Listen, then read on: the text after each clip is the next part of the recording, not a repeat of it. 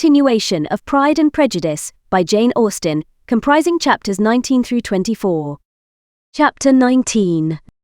The next day opened a new scene at Longbourn. Mr. Collins made his declaration in form, having resolved to do it without loss of time, as his leave of absence extended only to the following Saturday, and having no feelings of diffidence to make it distressing to himself even at the moment, he set about it in a very orderly manner, with all the observances which he supposed a regular part of the business. On finding Mrs. Bennet, Elizabeth, and one of the younger girls together, soon after breakfast, he addressed the mother in these words: "May I hope, Madame, for your interest with your fair daughter Elizabeth, when I solicit for the honour of a private audience with her in the course of this morning." Before Elizabeth had time for anything but a blush of surprise, Mrs. Bennet instantly answered, "Oh dear! Yes, certainly. I am sure Lizzie will be very happy. I am sure she can have no objection. Come, Kitty, I want you upstairs." And gathering her work together, she was hastening away, when Elizabeth called out, "Dear ma'am, do not go. I beg you will not go. Mr. Collins must excuse me. He can have nothing to say to me that anybody need not hear. I am going away myself." "No, nonsense, Lizzie. I desire you will stay where you are." And upon Elizabeth seeming really, with vexed and embarrassed looks, about to escape, she added, "Lizzie, I insist upon your staying and hearing Mr. Collins." Elizabeth would not oppose such an injunction, and a moment's consideration making her also sensible that it would be wisest to get it over as soon and as quietly as possible, she sat down again, and tried to conceal by incessant employment the feelings which were divided between distress and diversion. Mrs. Bennet and Kitty walked off, and as soon as they were gone Mr. Collins began. "Believe me, my dear Miss Elizabeth, that your modesty, so far from doing you any disservice, rather adds to your other perfections. You would have been less amiable in my eyes had there not been this little unwillingness. But allow me to assure you that I have your respected mother's permission for this address. You can hardly doubt the purport of my discourse, however your natural delicacy may lead you to dissemble. My attentions have been too marked to be mistaken. Almost as soon as I entered the house, I singled you out as the companion of my future life. But before I am run away with by my feelings on this subject, perhaps it will be advisable for me to state my reasons for marrying and moreover for coming into Hertfordshire with the design of selecting a wife, as I certainly did. The idea of Mr. Collins, with all his solemn composure, being run away with by his feelings, made Elizabeth so near laughing that she could not use the short pause he allowed in any attempt to stop him farther, and he continued, "My reasons for marrying are, first, that I think it a right thing for every clergyman in easy circumstances like myself to set the example of matrimony in his parish. Secondly, that I am convinced it will add very greatly to my happiness. And thirdly, which perhaps I ought to have mentioned earlier, that it is the particular advice and recommendation of the very noble lady whom I have the honour of calling patroness. Twice has she condescended to give me her opinion unasked too on this subject, and it was but the very Saturday night before I left Hunsford between our pools at quadrille, while Mrs. Jenkinson was arranging Mr. Bourgeon Misse, that she said, 'Mr. Collins, you must marry. A clergyman like you must marry.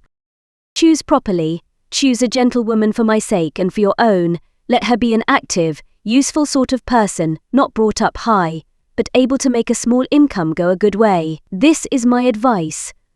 Find such a woman as soon as you can, bring her to Hunsford, and I will visit her. Allow me, by the way, to observe, my fair cousin, that I do not reckon the notice and kindness of Lady Catherine de Bourgh as among the least of the advantages in my power to offer. You will find her manners beyond anything I can describe, and your wit and vivacity I think must be acceptable to her, especially when tempered with the silence and respect which her rank will inevitably excite. Thus much for my general intention in favour of matrimony. It remains to be told why my views were directed to Longbourn instead of my own neighbourhood, where I assure you there are many amiable young women.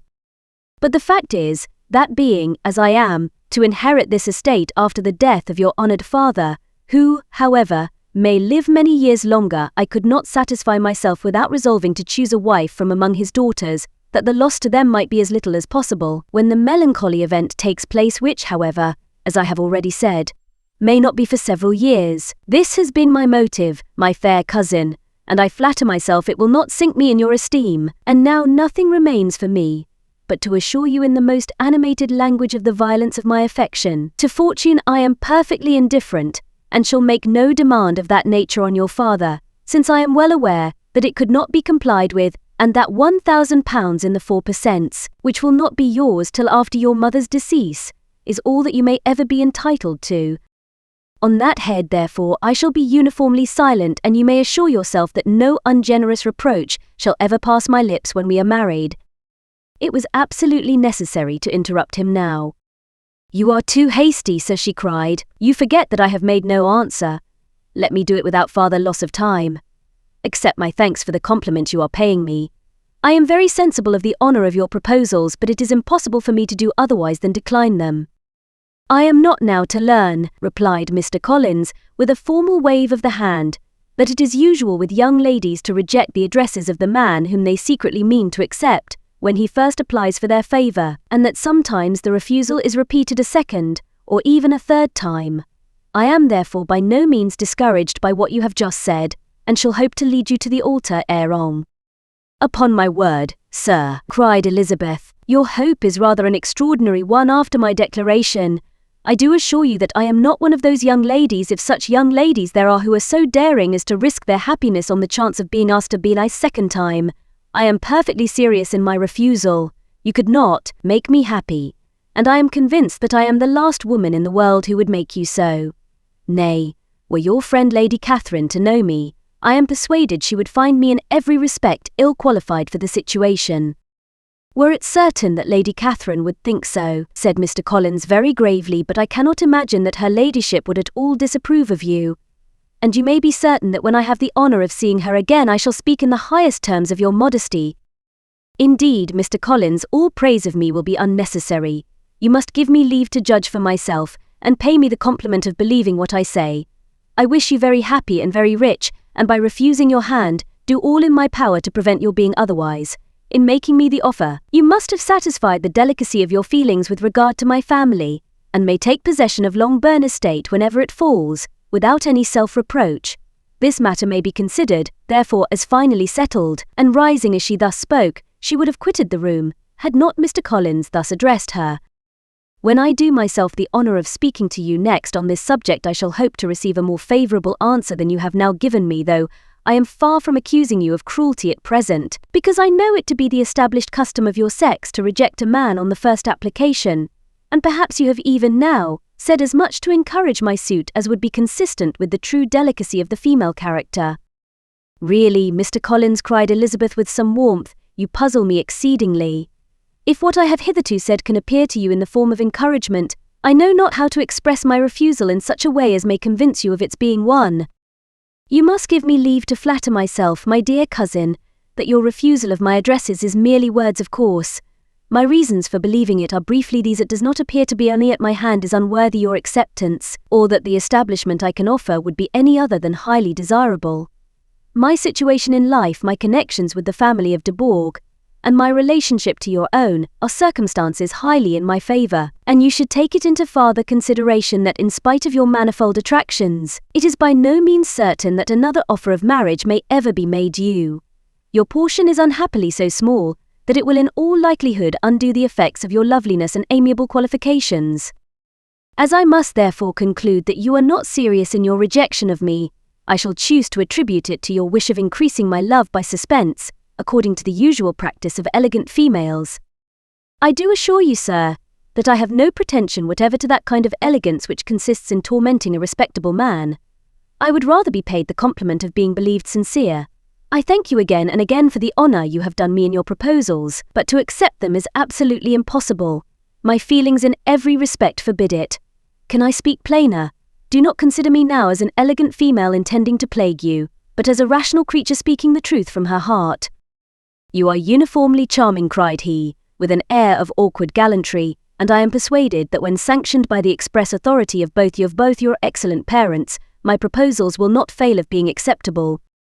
To such perseverance in wilful self-deception Elizabeth would make no reply, and immediately and in silence withdrew, determined, if he persisted in considering her repeated refusals as flattering encouragement, to apply to her father, whose negative might be uttered in such a manner as must be decisive, and whose behaviour at least could not be mistaken for the affectation and coquetry of an elegant female. Chapter 20. Mr. Collins was not left long to the silent contemplation of his successful love for Mrs. Bennet, having dawdled about in the vestibule to watch for the end of the conference, Nikunchen saw Elizabeth open the door, and with quick step pass her towards the staircase. Then she entered the breakfast room, and congratulated both him and herself in warm terms on the happy prospect of their nearer connection. Mr. Collins received and returned these felicitations with equal pleasure, and then proceeded to relate the particulars of their interview, with the result of which he trusted he had every reason to be satisfied, since the refusal which his cousin had steadfastly given him would naturally flow from her bashful modesty and the genuine delicacy of her character. This information, however, startled Mrs. Bennet. She would have been glad to be equally satisfied that her daughter had meant to encourage him by protesting against his proposals, but she dared not to believe it, and could not help saying so. But depend upon it, Mr. Collins, she added, that Lizzie shall be brought to reason. I will speak to her about it myself directly.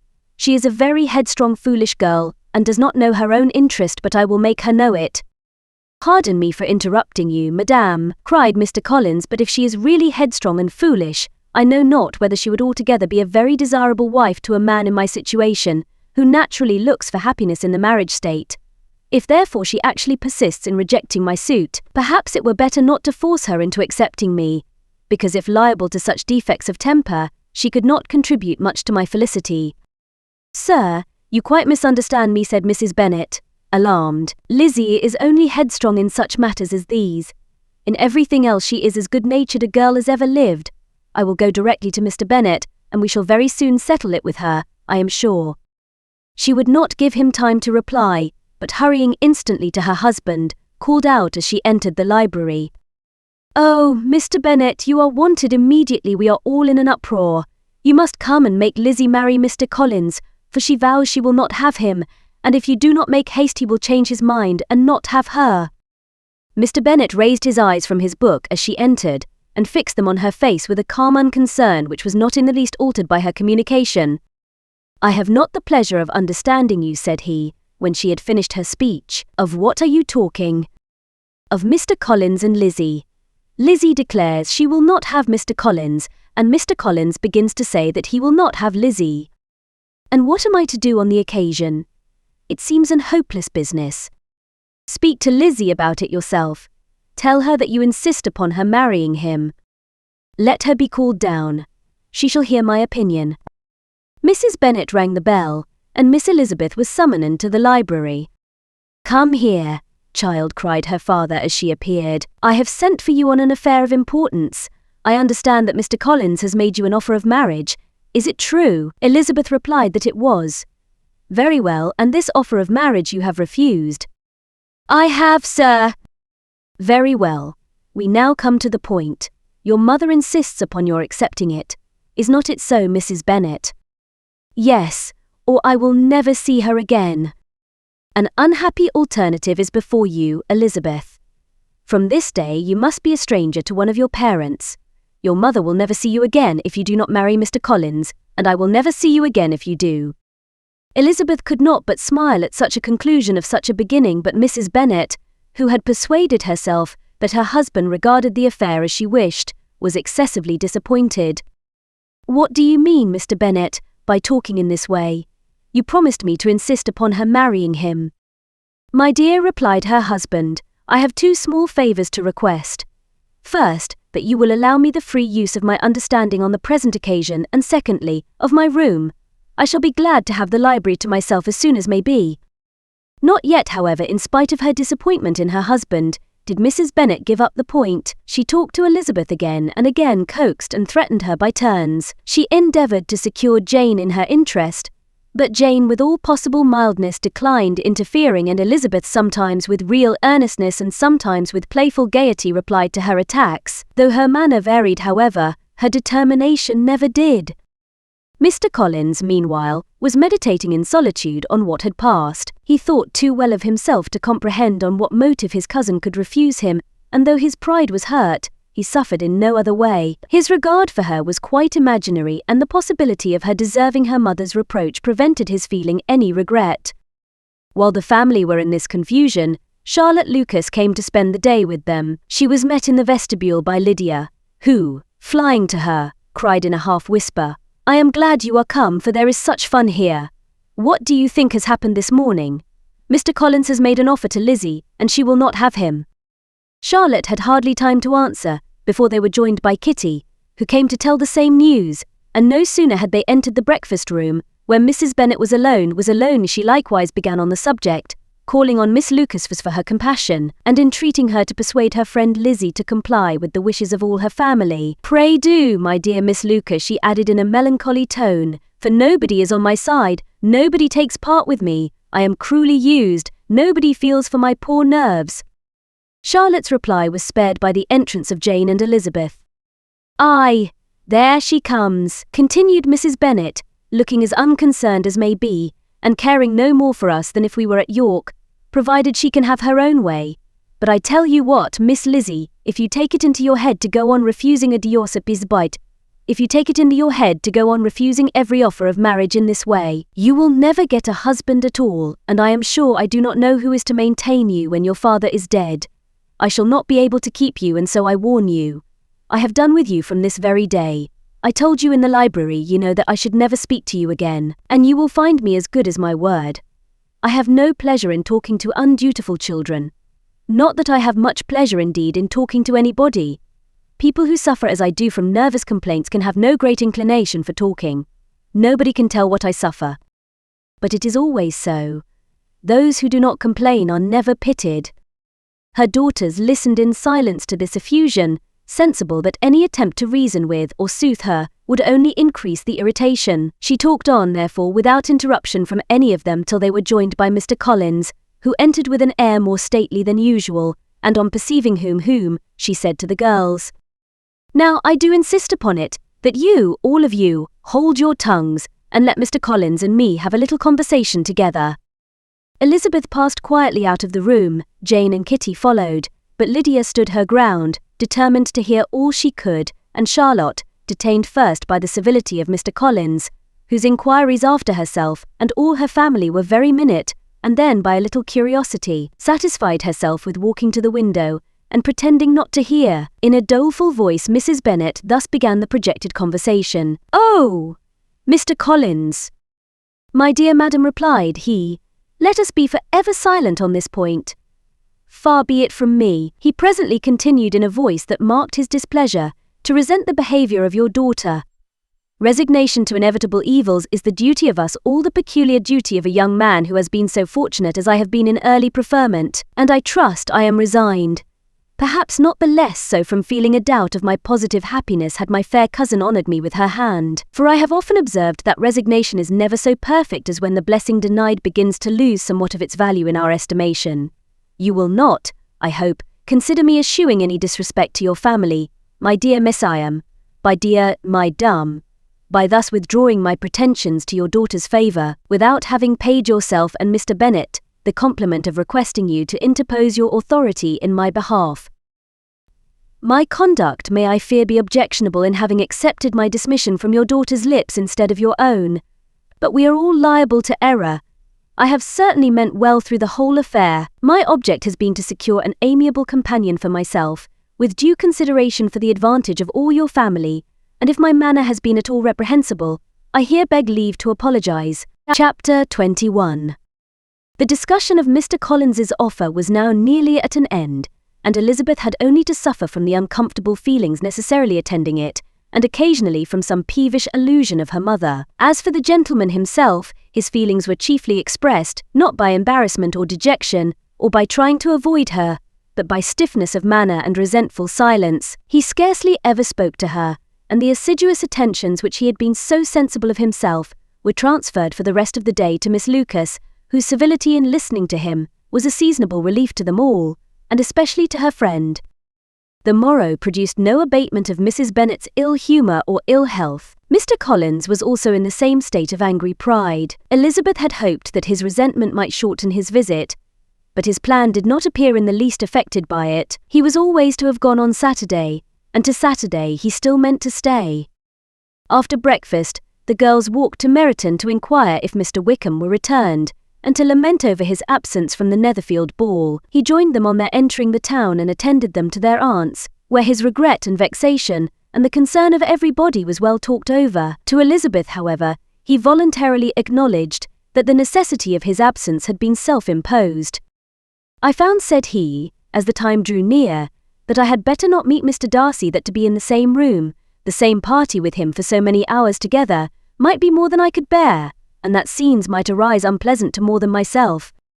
She highly approved his forbearance, and they had leisure for a full discussion of it, and for all the commendation which they civilly bestowed on each other, as Wickham and another officer walked back with them to Longbourn, and during the walk, he particularly attended to her. His accompanying them was a double advantage. She felt all the compliment it offered to herself, and it was most acceptable as an occasion of introducing him to Drisung and mother. Soon after their return, a letter was delivered to Miss Bennet. It came from Netherfield, and was opened immediately. The envelope contained a sheet of elegant little hot-pressed paper, well covered with a lady's fair, flowing hand, and Elizabeth saw her sister's countenance change as she read it, and saw her dwelling intently on some particular passages. Jane recollected herself soon, and putting the letter away, tried to join with her usual cheerfulness in the general conversation, but Elizabeth felt an anxiety on the subject which drew off her attention, even from Wickham, and no sooner had he and his companion taken leave, than a glance from Jane invited her to follow her upstairs. When they had gained their own room, Jane, taking out the letter, said, "This is from Caroline Bingley. What it contains has surprised me a good deal. The whole party have left Netherfield by this time, and are on their way to town, and without any intention of coming back again. You shall hear what she says."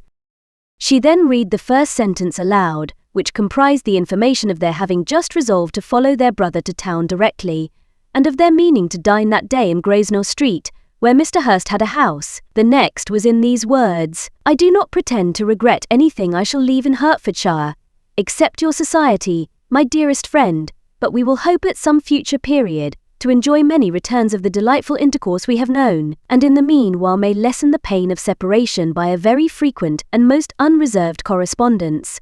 I depend on you for that." To these high-flown expressions, Elizabeth listened with all the insensibility of distrust, and though the suddenness of their removal surprised her, she saw nothing in it really to lament. It was not to be supposed that their absence from Netherfield would prevent Mr. Bingley's being there, and as to the loss of their society, she was persuaded that Jane must soon cease to regard it in the enjoyment of his. "It is unlucky," said she, after a short pause, "that you should not be able to see your friends before they leave the country. But may we not hope that the period of future happiness to which Miss Bingley looks forward may arrive earlier than she is aware, and that the delightful intercourse you have known as friends will be renewed with yet greater satisfaction as sisters. Mr. Bingley will not be detained in London by them. Caroline decidedly says that none of the party will return into Hertfordshire this winter. I will read it to you. When my brother left us yesterday, he imagined that the business which took him to London might be concluded in 3 or 4 days, but as we are certain it cannot be so, and at the same time convinced that when Charles gets to town, he will be in no hurry to leave it again, we have determined on following him thither, that he may not be obliged to spend his vacant hours in a comfortless hotel. Many of my acquaintance are already there for the winter. I wish I could hear that you, my dearest friend, had any intention of making one in the crowd, but of that I despair.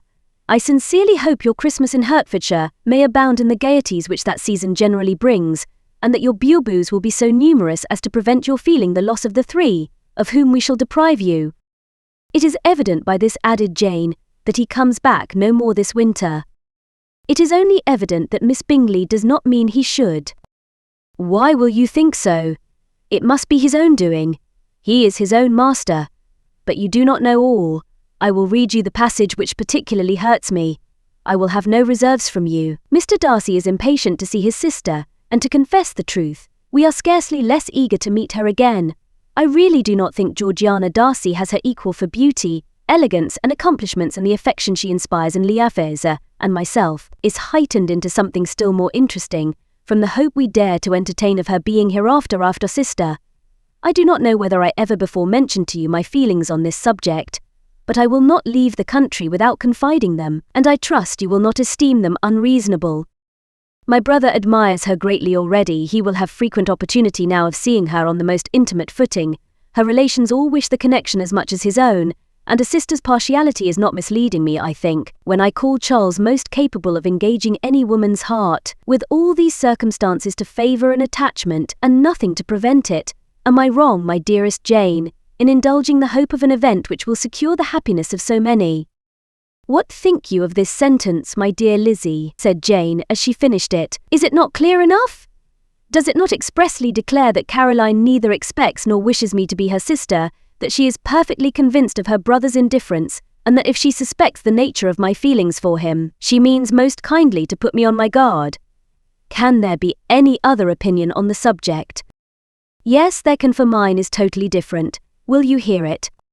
Most willingly. You shall have it in few words. Miss Bingley sees that her brother is in love with you, and wants him to marry Miss Darcy. She follows him to town in the hope of keeping him there, and tries to persuade you that he does not care about you. Jane shook her head. Indeed, Jane, you ought to believe me. No one who has ever seen you together can doubt his affection. Miss Bingley, I am sure, cannot. She is not such a simpleton. Could she have seen half as much love in Mr. Darcy for herself, she would have ordered her wedding clothes. But the case is this.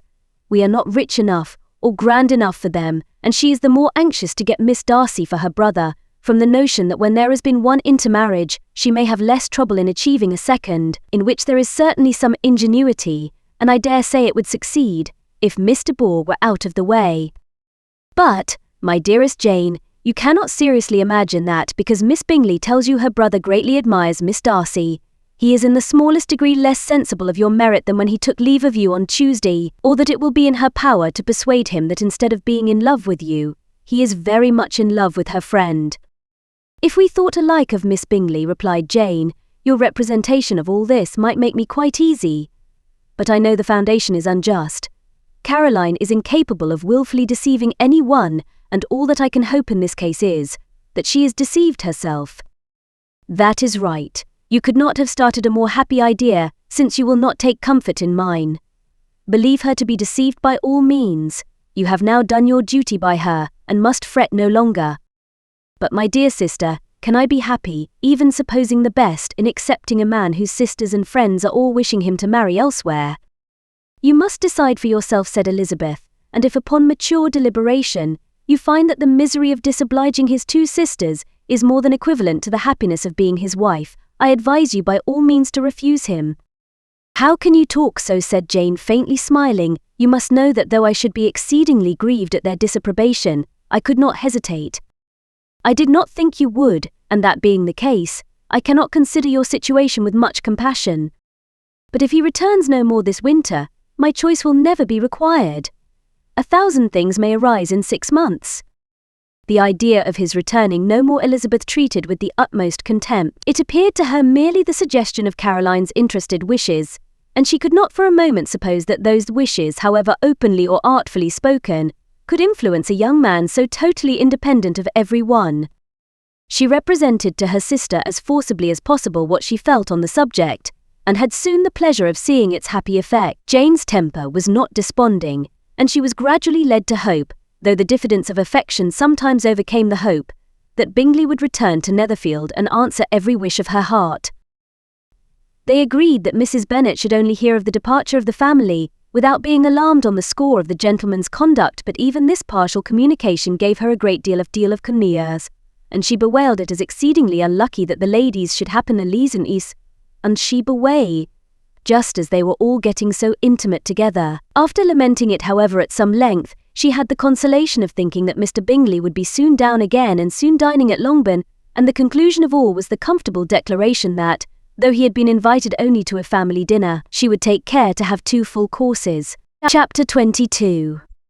The Bennets were engaged to dine with the Lucases, and again during the chief of the day, was Miss Lucas so kind as to listen to Mr. Collins. Elizabeth took an opportunity of thanking her. It keeps him in good humour, said she, and I am more obliged to you than I can express. Charlotte assured her friend of her satisfaction in being useful, and that it amply repaid her for the little sacrifice of her time. This was very amiable, but Charlotte's kindness extended farther than Elizabeth had any conception of. Its object was nothing less than to secure her from any return of Mr. Collins's addresses by engaging them towards herself. Such was Miss Lucas's scheme, and appearances were so favourable that when they parted at night, she would have felt almost sure of success if he had not been to leave Hertfordshire so very soon. But here she did injustice to the fire and independence of his character, for it led him to escape out of Longbourn House the next morning with admirable slyness, and hastened to Lucas Lodge to throw himself at her feet. He was anxious to avoid the notice of his cousins, from a conviction that if they saw him depart, they could not fail to conjecture his design, and he was not willing to have the attempt known till its success could be known likewise, for though feeling almost secure, and with reason, for Charlotte had been tolerably encouraging, he was comparatively diffident since the adventure of Wednesday. His reception, however, was of the most flattering kind. Miss Lucas perceived him from an upper window as he walked towards the house, and instantly set out to meet him accidentally in the lane, but little had she dared to hope that so much love and eloquence awaited her there. In as short a time as Mr. Collins's long speeches would allow, everything was settled between them to the satisfaction of both, and as they entered the house, he earnestly entreated her to name the day that was to make him the happiest of men, and though such a solicitation must be waived for the present, the lady felt no inclination to trifle with his happiness. The stupidity with which he was favoured by nature must guard his courtship from any charm that could make a woman wish for its continuance, and Miss Lucas, who accepted him solely from the pure and disinterested desire of an establishment, cared not how soon that establishment were gained. Sir William and Lady Lucas were speedily applied to for their consent, and it was bestowed within Wadsday with a most joyful alacrity. Mr. Collins's present circumstances made it a most eligible match for their daughter, to whom they could give little fortune, and his prospects of future wealth were exceedingly fair. Lady Lucas began directly to calculate with more interest than the matter had ever excited before how many years longer Mr. Bennet was likely to live, and Sir William gave uncertain opinion that whenever his Mr. Collins should be in possession of the Longbourn estate, it would be highly expedient that both he and his wife should make their appearance at St. James's. The whole family, in short, were properly overjoyed on the occasion. The younger girls formed hopes of coming out a year or two sooner than they might otherwise have done, and the boys were relieved from their apprehension of Charlotte's dying an old maid. Charlotte herself was tolerably composed. She had gained her point, and had time to consider of it. Her reflections were in general satisfactory. Mr. Collins, to be sure, was neither sensible nor agreeable. His society was irksome, and his attachment to her must be imaginary, but still he would be her husband. Without thinking highly either of men or of matrimony, marriage had always been her object. It was the only honourable provision for well-educated young women of small fortune, and however uncertain of giving happiness, must be their pleasantest preservative from want. This preservative she had now obtained, and at the age of 27, without having ever been handsome, she felt all the good luck of it. The least agreeable circumstance in the business was the surprise it must occasion to Elizabeth Bennet, whose friendship she valued beyond that of any other person.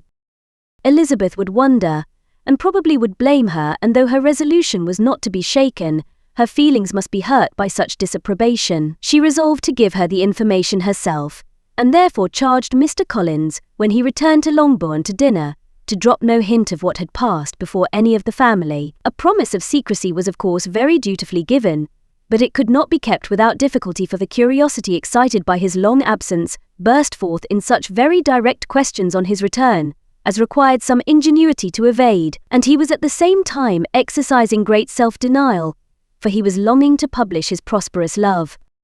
As he was to begin his journey too early on the morrow to see any of the family, the ceremony of leave-taking was performed when the ladies moved for the night, and Mrs. Bennet, with great politeness and cordiality, said how happy they should be to see him at Longbourn again, whenever his other engagements might allow him to visit them. "My dear madame," he replied, "this invitation is particularly gratifying, because it is what I have been hoping to receive, and you may be very certain that I shall avail myself of it as soon as possible." They were all astonished, and Mr. Bennet, who could by no means wish for so speedy a return, immediately said, "But is there not danger of Lady Catherine's disapprobation here, my good sir? You had better neglect your relations, than run the risk of offending your patroness." "My dear sir," replied Mr. Collins, "I am particularly obliged to you for this friendly caution, and you may depend upon my not taking so material a step without her ladyship's concurrence. You cannot be too much on your guard. Risk anything rather than her displeasure, and if you find it likely to be raised by your coming to us again, which I should think exceedingly probable, stay quietly at home, and be satisfied that we shall take no offence. Believe me, my dear sir, my gratitude is warmly excited by such affectionate attention, and depend upon it, you will speedily receive from me a letter of thanks for this, as well as for every other mark of your regard during my stay in Hertfordshire. As for my fair cousins, though my absence may not be long enough to render it necessary, I shall now take the liberty of wishing them health and happiness, not excepting my cousin Elizabeth." With proper civilities the ladies then withdrew, all of them equally surprised to find that he meditated a quick return. Mrs. Bennet wished to understand by it that he thought of paying his addresses to one of her younger girls, and Mary might have been prevailed on to accept him. She rated his abilities much higher than any of the others. There was a solidity in his reflections which often struck her, and though by no means so clever as herself, she thought that if encouraged to read and improve himself by such an example as her Tsar's, he might become a very agreeable companion. But on the following morning, every hope of this kind was done away. Miss Lucas called soon after breakfast, and in a private conference with Elizabeth related the event of the day before. The possibility of Mr. Collins's fancying himself in love with her friend had once occurred to Elizabeth within the last day or two, but that Charlotte could encourage him seemed almost as far from possibility as that she could encourage him herself, and her astonishment was consequently so great as to overcome at first the bounds of decorum, and she could not help crying out, "Engaged to Mr. Collins? My dear Charlotte, impossible!"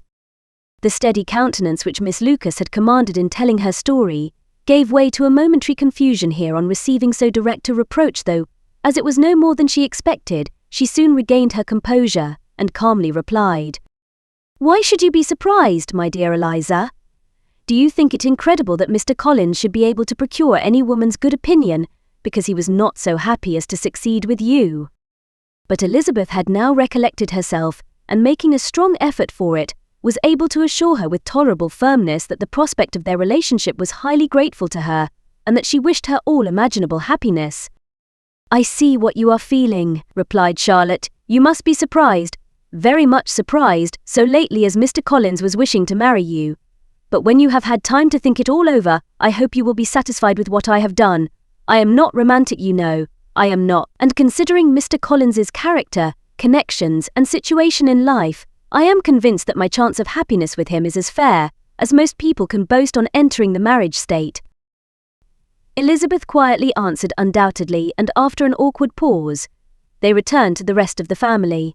Charlotte did not stay much longer, and Elizabeth was then left to reflect on what she had heard. It was a long time before she became at all reconciled to the idea of so unsuitable a match. The strangeness of Mr. Collins's making 2 offers of marriage within 3 days was nothing in comparison of his being now accepted. She had always felt that Charlotte's opinion of matrimony was not exactly like her own, but she could not have supposed it possible that when called into action, she would have sacrificed every better feeling to worldly advantage. Charlotte, the wife of Mr. Collins, was a most humiliating picture.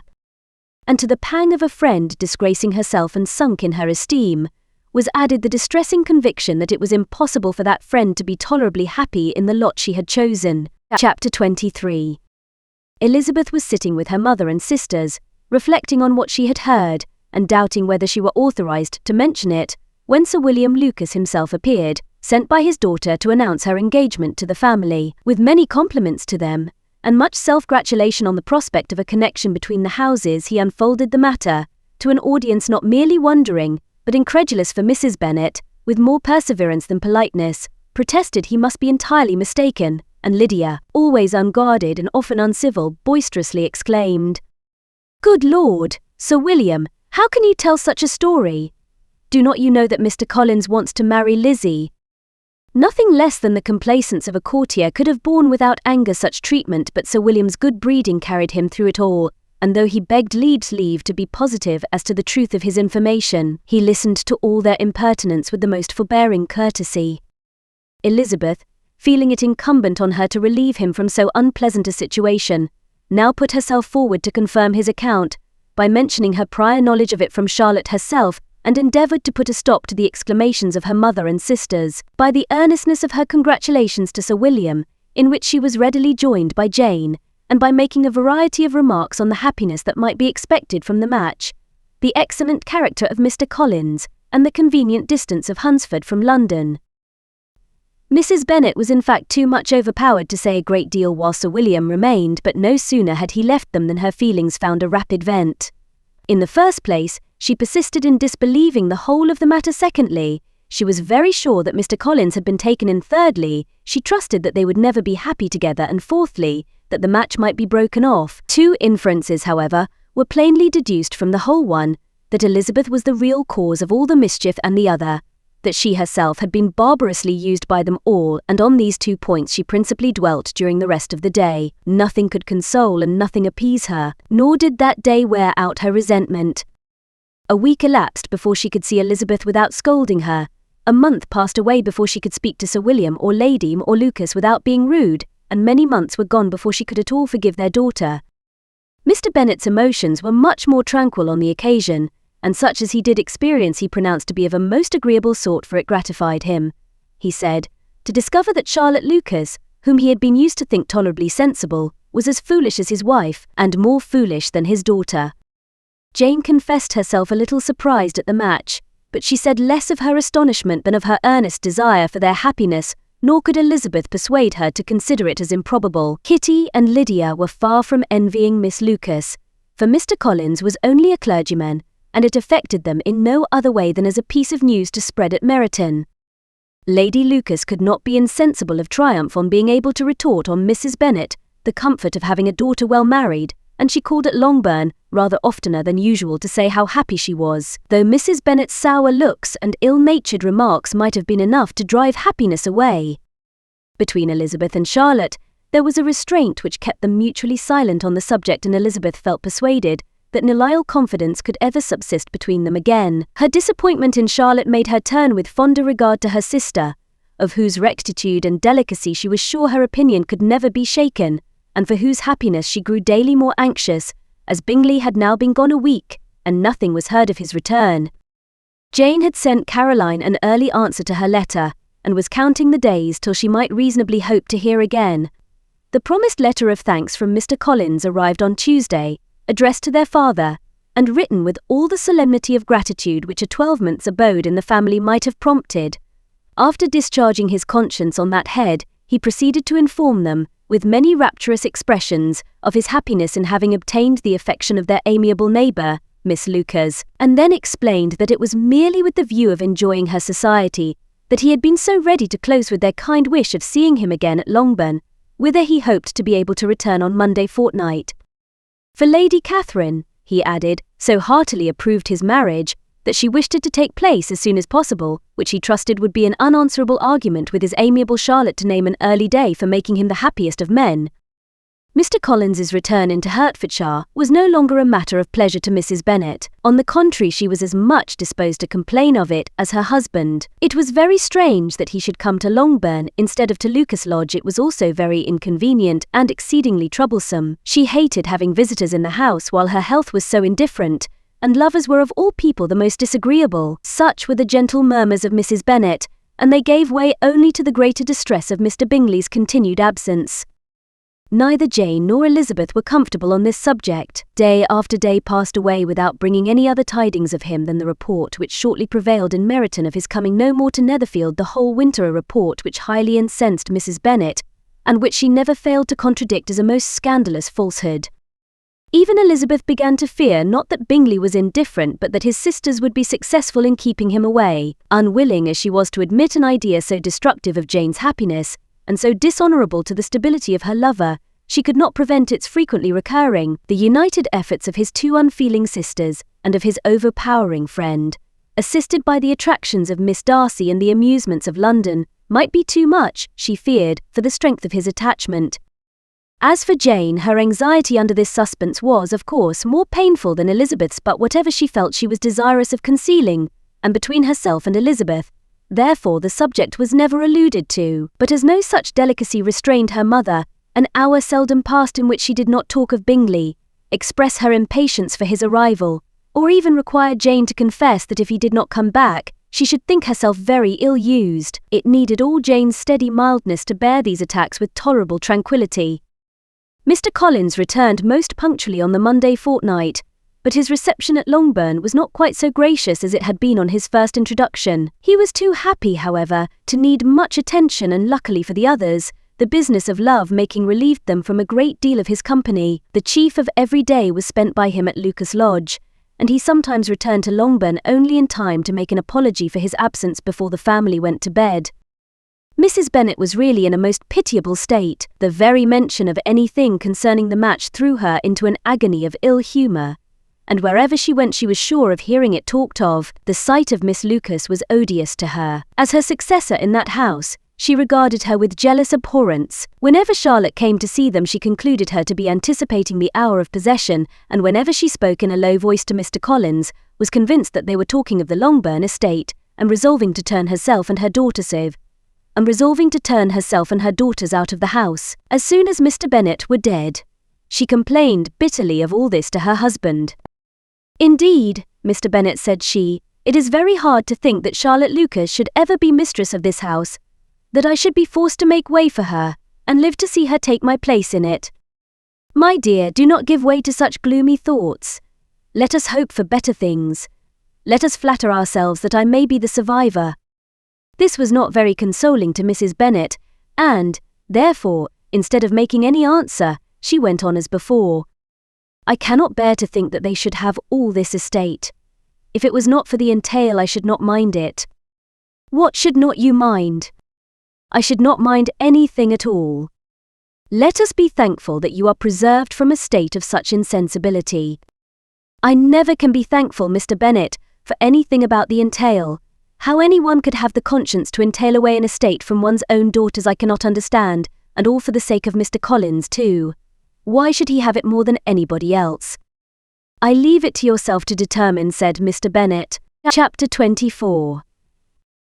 Miss Bingley's letter arrived, and put an end to doubt. The very first sentence conveyed the assurance of their being all settled in London for the winter, and concluded with her brother's regret at not having had time to pay his respects to his friends in Hertfordshire before he left the country. Hope was over, entirely over, and when Jane could attend to the rest of the letter, she found little, except the professed affection of the writer, that could give her any comfort. Miss Darcy's praise occupied the chief of it. Her many attractions were again dwelt on, and Caroline boasted joyfully of their increasing intimacy, and ventured to predict the accomplishment of the wishes which had been unfolded in her former letter. She wrote also with great pleasure of her brother's being an inmate of Mr. Darcy's house, and mentioned with raptures some plans of the latter with regard to new furniture. Elizabeth, to whom Jane very soon communicated the chief of all this, heard it in silent indignation. Her heart was divided between concern for her sister and resentment against all the others. To Caroline's assertion of her brother's being partial to Miss Darcy she paid no credit. That he was really fond of Jane, she doubted no more than she had ever done, and much as she had always been disposed to like him, she could not think without anger, hardly without contempt, on that easiness of temper, that want of proper resolution which now made him the slave of his designing friends, and led him to sacrifice his own happiness to the caprice of their inclinations. Had his own happiness, however, been the only sacrifice, he might have been allowed to sport with it in whatever manner he thought best, but her sister's was involved in it, as she thought he must be sensible himself. It was a subject, in short, on which reflection would be long indulged, and must be unavailing. She could think of nothing else, and yet whether Bingley's regard had really died away, or were suppressed by his friend's interference, whether he had been aware of Jane's attachment, or whether it had escaped his observation, whichever were the case, though her opinion of him must be materially affected by the difference, her sister's situation remained the same, her peace equally wounded. A day or two passed before Jane had courage to speak of her feelings to Elizabeth, but at last on Mrs. Bennet's leaving them together, after a longer irritation than usual about Netherfield and its master, she could not help saying, "Oh, that my dear mother had more command over herself. She can have no idea of the pain she gives me by her continual reflections on him. But I will not repine, it cannot last long. He will be forgot, and we shall all be as we were before." Elizabeth looked at her sister with incredulous solicitude, but said nothing. "You doubt me," cried Jane, slightly colouring. "Indeed, you have no reason. He may live in my memory as the most amiable man of my acquaintance, but that is all. I have nothing either to hope or fear, and nothing to reproach him with. Thank God, I have not that pain. A little time, therefore, I shall certainly try to get the better." With a stronger voice she soon added, "I have this comfort immediately, that it has not been more than an error of fancy on my side, and that it has done no harm to anyone but myself." "My dear Jane," exclaimed Elizabeth, "you are too good. Your sweetness and disinterestedness are really angelic. I do not know what to say to you. I feel as if I had never done you justice, or loved you as you deserve." Miss Bennet eagerly disclaimed all extraordinary merit, and threw back the praise on her sister's warm affection. "Nay," said Elizabeth, "this is not fair. You wish to think all the world respectable, and are hurt if I speak ill of anybody. I only want to think you perfect, and you set yourself against it. Do not be afraid of my running into any excess, of my encroaching on your privilege of universal goodwill. You need not. There are few people whom I really love, and still fewer of whom I think well. The more I see of the world, the more am I dissatisfied with it, and every day confirms my belief of the inconsistency of all human characters, and of the little dependence that can be placed on the appearance of either merit or sense. I have met with 2 instances lately. One, I will not mention, the other is Charlotte's marriage. It is unaccountable, in every view it is unaccountable. My dear Lizzie, do not give way to such feelings as these. They will ruin your happiness. You do not make allowance enough for difference of situation and temper. Consider Mr. Collins's respectability, and Charlotte's prudence, mighty, steady character. Remember that she is one of a large family, that as to fortune, it is a most eligible match, and be ready to believe, for everybody's sake, that she may feel something like regard and esteem for our cousin. To oblige you, I would try to believe almost anything, but no one else could be benefited by such a belief as this, for, were I persuaded that Charlotte had any regard for him, I should only think worse of her understanding than I now do of her heart.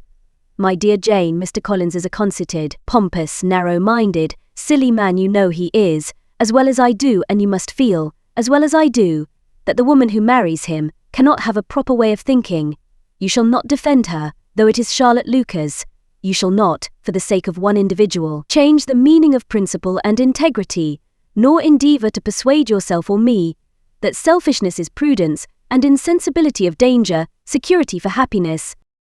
I must think your language too strong in speaking of both, replied Jane, and I hope you will be convinced of it by seeing them happy together. But enough of this.